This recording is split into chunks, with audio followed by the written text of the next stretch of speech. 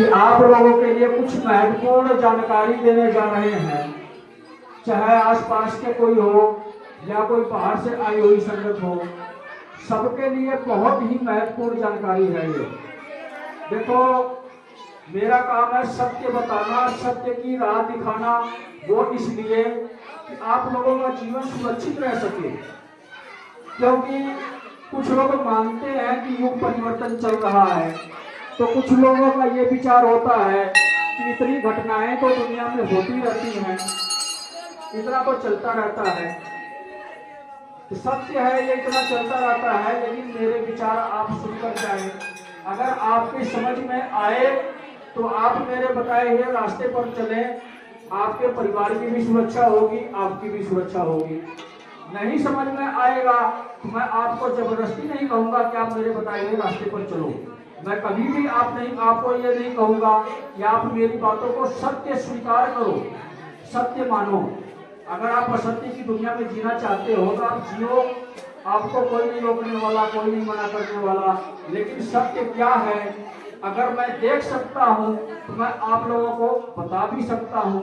आज वही सत्य आप लोगों को बताने आया हूँ।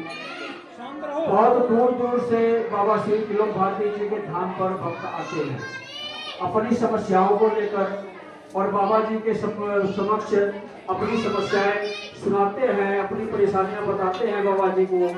और बाबा श्री त्रिलोक भारती जी इतने दयालु हैं कि हर भक्तों की पुकार सुनते हैं। लेकिन इतना अब मैं आप लोगों को बताऊंगा, इससे पहले कलयुग चल रहा था, कलयुग में सबकी पुकार सुनते थे, लेकिन अब युग बदल गया है। कोई भी इंसान इस भ्रम में ना रहे, ये कलयुग चल रहा है। आपको दिख रहा है कलयुग, क्योंकि घटनाएं कलयुग की हैं, और युग चल रहा है शिव युग। जब युग बदल गया तो युग के नियम भी बदल गए। अगर नियम बदल गया है तो हमें भी नियम के अनुसार ही चलना पड़ेगा। जैसे हम किसी भी सरकार के अधीन रहते हैं तो सरकार के नियमों का पालन करते हैं, वैसे ही हम परमात्मा के अधीन रहने वाले इंसान हैं। हर एक इंसान के अंदर जो आत्मा है वो परमात्मा से ही स्वरूप निकला है। बस फर्क यही है, जो परमात्मा की आत्मा है वो दिव्य आत्मा है, और ऐसी दिव्य आत्माएं देवी देवता का स्वरूप धारण करके पृथ्वी पर ही आई हैं। वो भी आत्माएं किसी न किसी इंसान के अंदर ही हैं, और उनके अंदर रहकर युग परिवर्तन का कार्य कर रही हैं। लेकिन आज कलयुग चल रहा है, और इस कलयुग में अनेकों लोगों की अनेकों परेशानियां हैं। किसी की भूत प्रेत बाधा है, किसी की बीमारी है, किसी के जीवन में अचानक दुर्घटनाएं होती हैं, तो किसी के घर में गृह क्लेश है, अनेकों समस्याएं हैं। और अब तक बाबा श्री त्रिलोक भारती जी आपकी समस्याओं को सुनते रहे, दूर करते रहे, लेकिन अब वही बाबा श्री त्रिलोक भारती जी एक महागुरु के स्वरूप में मार्गदर्शन कर रहे हैं एक इंसान का, उस इंसान का जो दिव्य पुरुष बन चुका है। जिस प्रकार आप लोग कहते हो कि जब जब पृथ्वी पर अधर्म बढ़ता है तब तब परमात्मा पृथ्वी पर अवतरित होते हैं, और जब जब अवतरित होते हैं तो किसके स्वरूप में अवतरित होते हैं? इंसान के स्वरूप में अवतरित होते हैं। जैसा युग होता है वैसा भगवान आते हैं, उसी हिसाब से युग को परिवर्तित करते हैं, अधर्म को नष्ट करते हैं, धर्म को पुनः स्थापित करते हैं, और सभी इंसानों को एक ही संदेश देकर जाते हैं कि सत्य के आधार पर अपना जीवन व्यतीत करो, कभी किसी दूसरे व्यक्ति का बुरा ना सोचो। अगर आप दूसरे का बुरा सोचोगे तो आपका बुरा परमात्मा करेंगे। आपने सिर्फ सोचा है दूसरे का बुरा, तो परमात्मा ने आपका बुरा कर दिया। लेकिन परमात्मा जब किसी भी इंसान का बुरा करते हैं तो किसी इंसान के समझ में नहीं आता है।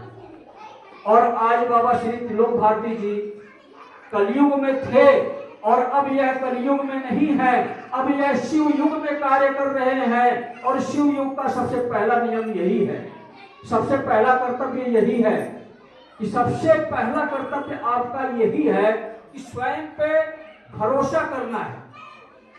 अगर हम अपने आप को पूर्ण बनाते हैं तो हमारे जीवन की सुरक्षा होगी। अगर हम अपने आप को कर्म करना छोड़ दें, किसी दूसरे व्यक्ति के ऊपर हम आश्रित हो जाएं, चाहे वो कोई धर्मगुरु हो, कथावाचक हो, तांत्रिक हो, भगत हो, सयाना हो, दरबार लगाने वाला हो, कोई भी हो, अगर हम दूसरे व्यक्ति पर आश्रित है तो हमारा जीवन नष्ट हो जाएगा। क्योंकि यह युग परिवर्तन है। कलयुग के बाद सतयुग आएगा और आप लोगों को शायद पता भी होगा कि सतयुग में इतने देवी देवता नहीं थे। सतयुग का मतलब होता है शिव का युग। जब शिव का युग होगा तो शिव के सिवा किसी भी देवी देवता की कोई मान्यता नहीं होगी, अन्य किसी भी देवी देवता की पूजा नहीं होगी। ये हमारी धारणा है, हमारी सोच है, कलयुग के हिसाब से सोच है कि हम किसी भी देवी देवता की भक्ति करेंगे तो हम सुरक्षित रहेंगे। जो सत्य है वही आपको बता रहा हूं। आप जिस भी देवी देवता के भक्त हैं, जिस भी धर्म में हैं, चाहे आप हिंदू हो, मुस्लिम हो, सिख हो, ईसाई हो, किसी भी जाति या धर्म से हो, सिर्फ इंसान के लिए इंसानियत ही सबसे बड़ा शुभ होता है। अगर आपके अंदर इंसानियत है तो आपके शुभ विचार हैं। जब विचार आपके शुभ होंगे तो आपके कार्य भी सारे शुभ ही होंगे। आपको करना क्या है? बिल्कुल साधारण सा छोटा सा कार्य करना है। हर घर में शिवलिंग होना चाहिए। आज के समय में हमारी इच्छा है किसी मंदिर में दर्शन करने के लिए तो हम जा सकते हैं, किसी भी देवी देवता की भक्ति करने की इच्छा है हमारी तो हम कर सकते हैं। अगर हम कर्म करेंगे तो वह देवी देवता भी फल देंगे, लेकिन श्रेष्ठ देवता, श्रेष्ठ भगवान, दुनिया के रचनाहार, जो दुनिया बनी है जिसमें हम रह रहे हैं, यह दुनिया शिव की इच्छा से बनी है। जब शिव की इच्छा होगी तो इस दुनिया का अंत भी हो जाएगा, लेकिन हमारे जीवन का अंत ना हो जाए, इसलिए जिन्होंने दुनिया की रचना की उनकी शरण में जाएं। और इसके लिए हमें एक ही कर्म करना है, एक ही रास्ते पर चलना है। हम किसी भी जाति या धर्म से क्यों ना हो, हमें सिर्फ और सिर्फ शिवलिंग पर जल चढ़ाना है, ओम नमः शिवाय का जाप करना है और महीने में एक हवन करना पड़ेगा। परमात्मा की भक्ति होती है मन के भाव से और मन की सोच से, लेकिन हमें भक्ति ही करने की आवश्यकता नहीं है। सिर्फ भक्ति करके हम वो दिव्य दृष्टि अपनी खोल सकते हैं, दुनिया में जो घटित होने वाला है वो रहस्य देख सकते हैं, महसूस कर सकते हैं, लेकिन अपने जीवन की सुरक्षा नहीं कर सकते। क्यों नहीं कर सकते? अब आप लोग कहोगे कि हम तो शिव की शरण में आ गए, हमारे जीवन की सुरक्षा क्यों नहीं हो रही है, इतनी परेशानी क्यों आ रही है? यह आपको पता नहीं है क्योंकि आप यही समझते हो कि हमारा इस जन्म में कोई भी बुरा कर्म नहीं है। हमने अपने जीते जी या अपने यादाश्त में कभी भी किसी का बुरा नहीं सोचा। इस जन्म में आपने नहीं सोचा, लेकिन हो सकता है कि आप अन्य किसी जन्म में किसी का बुरा सोचा हो, किसी के साथ अन्याय किया हो, कोई अधर्म किया हो, पाप किया हो, उसकी सजा आपको इस जन्म में मिले। यह हिसाब किताब आप सिर्फ कलयुग का ना समझें कि सिर्फ कलयुग का हिसाब किताब हो रहा है। आत्माएं सब एक बार ही बनी, जितनी बनी उतनी ही रहेंगी, इससे फालतू नहीं होंगी। अब आप यह भी सोचते होंगे कि आबादी क्यों इतनी बढ़ रही है। हमसे अच्छे जो अन्य श्रेणियां हैं, पशु पक्षी या अन्य किसी को भी समझ लो आप, तो वह हमसे अच्छे हैं, हमसे अच्छे कर्म भी उनके हैं कि वह किसी का बुरा नहीं सोचते, किसी का नुकसान नहीं करते। अगर मांसाहारी पशु है तो वो मांस ही खाएगा, तो वो उसको इजाजत है, लेकिन हम इंसान हैं तो हमारे अंदर ये सामर्थ्य है कि हम भक्ति के माध्यम से भगवान भी बन सकते हैं। पशु पक्षी की सीमा है, लिमिट है, वो पशु है तो पशु रहेंगे, पक्षी है तो पक्षी रहेंगे। हम इंसान हैं तो हमारी कोई लिमिट नहीं है, हमारी कोई सीमा नहीं है। हम इंसान अपने कर्मों के द्वारा भगवान भी बन सकते हैं, अपने कर्मों के द्वारा हैवान भी बन सकते हैं, राक्षस भी बन सकते हैं। जो आज के समय में अज्ञानतावश सभी इंसान राक्षसों की श्रेणी में आ चुके हैं, क्योंकि कलयुग का राजा ही राक्षस है और उस राजा का नाम ही है कली। जब कली नाम है तो उस राजा का अंत करने के लिए कल्कि आएंगे, और यह संदेश आप लोगों तक कल्कि पहुंचा रहे हैं। क्यों पहुंचा रहे हैं? ब्रह्मा विष्णु महेश शिव के 3 स्वरूप हैं, और शिव पूरी दुनिया को इसी 3 स्वरूपों के माध्यम से चला रहे हैं, और इसी 3 स्वरूपों के माध्यम से इस सृष्टि में रहने वाले जीव जंतु प्राणी इंसान सबको चला रहे हैं।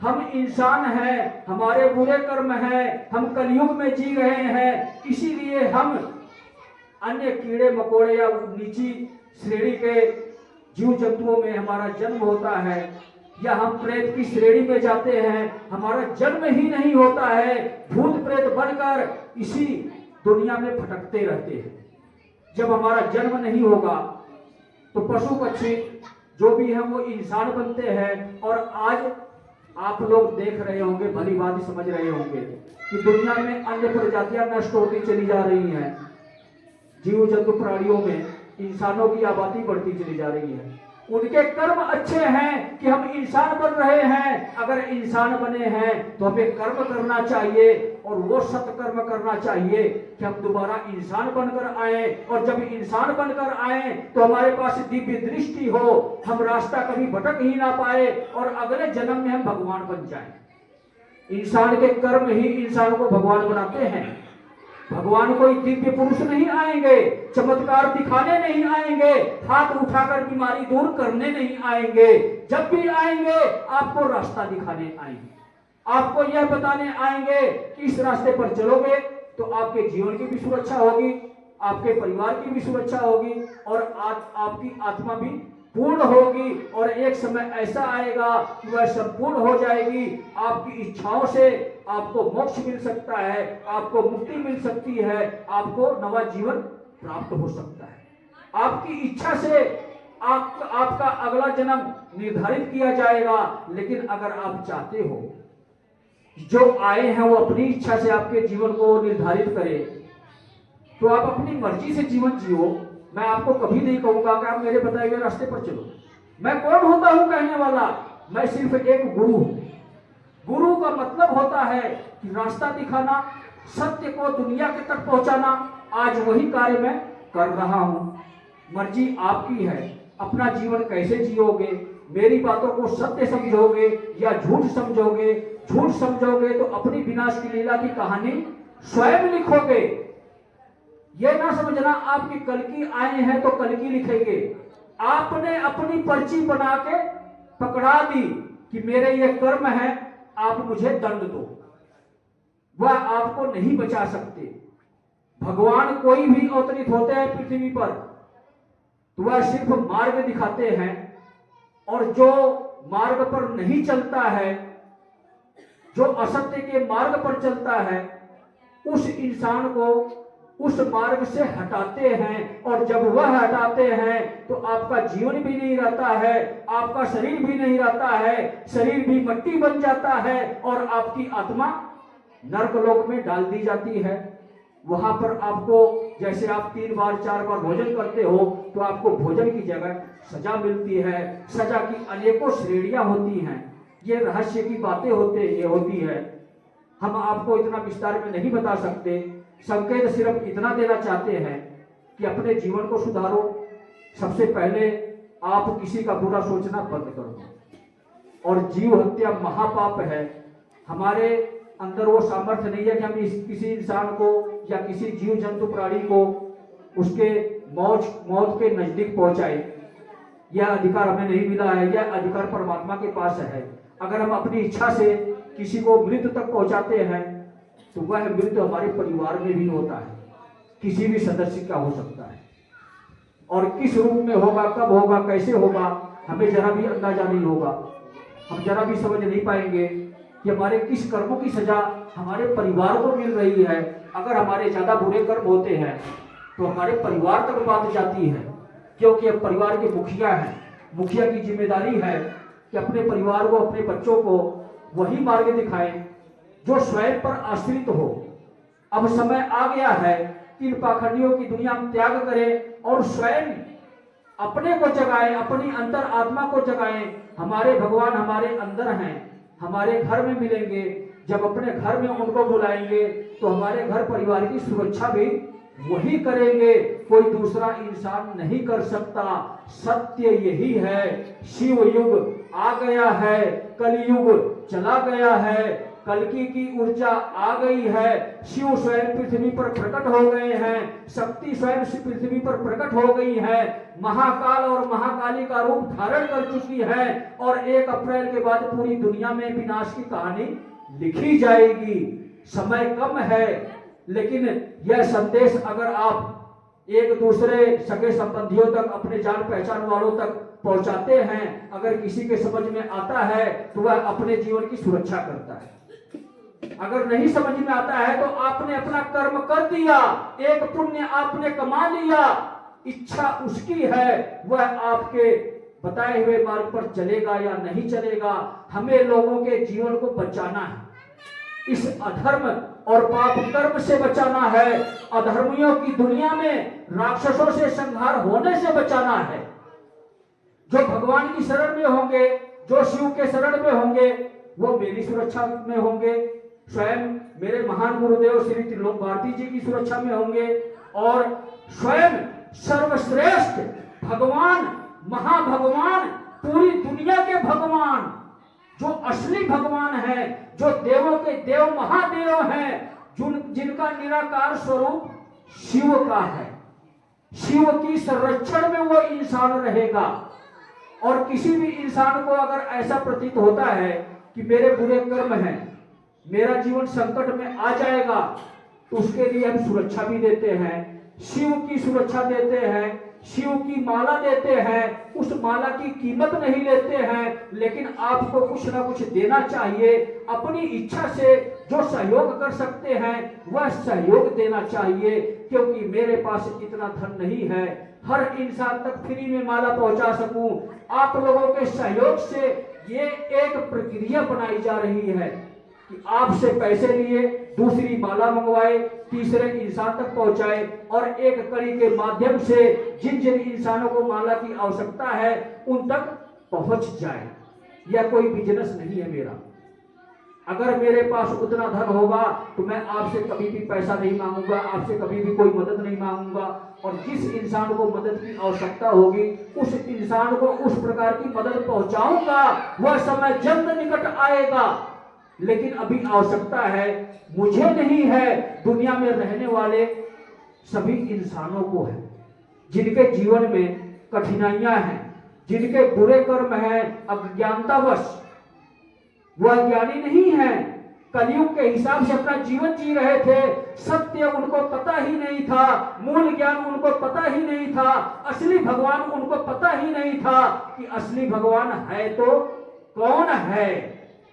कलयुग के अनेकों देवी देवता थे, अनेकों पीर फकीर पैगंबर तांत्रिक भगत सयाने दरबार लगाने वाले धर्मगुरु अनेकों हैं। सब लोग अब तक भटक रहे थे। अब आपको सत्य के मार्ग पर चलना है, स्वयं पर भरोसा करना है, स्वयं कर्म करना है, कर्म करने के साथ साथ एक हवन करना है, अपने बुरे कर्मों को माफ करवाना है। वही मैं कहता हूं कि आपके बुरे कर्म हैं तो महीने में एक शिव के नाम का हवन करो। इसमें कोई खर्चा नहीं लगता है, कोई पैसा नहीं लगता है ज्यादा, थोड़ी सी सामग्री में आपका हवन पूर्ण हो जाता है। और इस हवन के करने मात्र से ही आपके परिवार में जो भी घोर विपदाएं, बीमारियां, भूत प्रेत बाधा, गृह क्लेश कुछ भी है वह खत्म होता चला जाएगा और आपके बुरे कर्म कटते चले जाएंगे। यही सत्य है। बुरे कर्मों की माफी के लिए मैं आपको हवन करने के लिए कह रहा हूं। हवन की विधि आपको मेरे चैनल पर मिलेगी, भक्ति सागर पंचद्वार पराड़ा धाम चैनल पर आपको मिलेगी। महादेव का महायज्ञ संपूर्ण विधि के नाम से 15 से 20 मिनट लगते हैं हवन करने में, और ओम नमः शिवाय मंत्र के नाम से आहुति पड़ती है। और बिल्कुल आसान प्रक्रिया है। परिवार का कोई भी सदस्य कर सकता है, छोटे बालक से लेकर बड़ा बुजुर्ग तक, लेडीज से लेकर महिलाएं तक कोई भी कर सकता है। कोई इसमें परहेज नहीं है कि अगर की महिलाएं नहीं कर सकती हैं। भक्ति हर एक इंसान कर सकता है, सबको पूर्ण अधिकार है। ये तो हमारे धर्म गुरुओं ने आप लोगों को अनेकों परहेज बता दिए हैं। खाने पीने से लेकर कार्य करने की प्रक्रिया तक अनेकों परहेज बता चुके हैं, सिर्फ आपको भटकाए हैं। भगवान कहते हैं कि चाहे अगर कोई कीड़ा मकोड़ा भी वह भी मुझे याद करेगा तो मैं उसके पास भी आऊंगा, उसका भी उद्धार करूंगा। हम तो इंसान हैं, स्त्री और पुरुष का क्या महत्व है? आत्मा सबके अंदर है, उसी भगवान की आत्मा है, उसी परमात्मा में से आई हुई अंश स्वरूप शक्ति के स्वरूप में सूक्ष्म आत्मा है। और इस सूक्ष्म आत्मा को दिव्य हमें ही बनाना होगा, महान हमें ही बनाना होगा।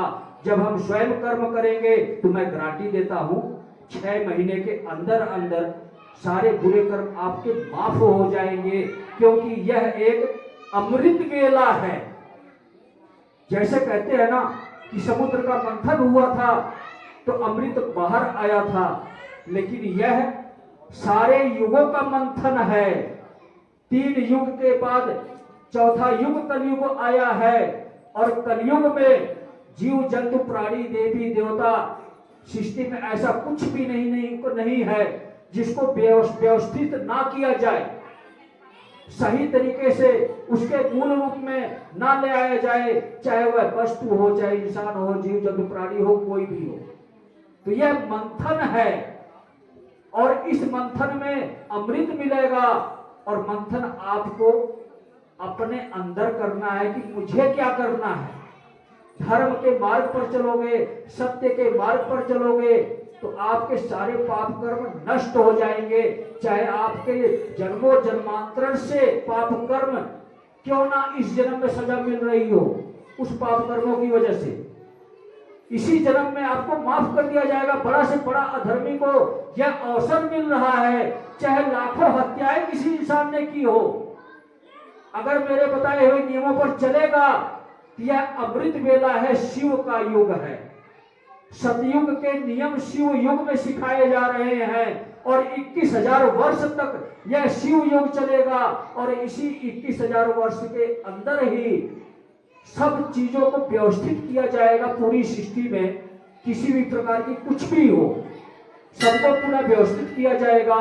क्योंकि आप लोग जानते होंगे कि सतयुग में कोई गरीब नहीं होता है, कोई साधारण नहीं होता है, सभी लोग दिव्य होते हैं। तो सतयुग में जाना है तो बहुत आसान है, सिर्फ 3 काम करना है। शिवलिंग पर जल चढ़ाना है, ओम नमः शिवाय का जाप करना है, और अपने बुरे कर्मों को माफ करवाने के लिए एक शिव के नाम का यज्ञ करना है। यज्ञ की विधि आपको मेरे चैनल पर मिलेगी, पंचद्वार बराड़ा धाम चैनल पर मिलेगी।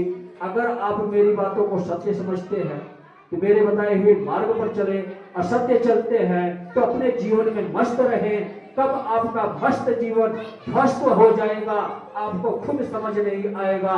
तो सभी भक्तों को जय बाबा।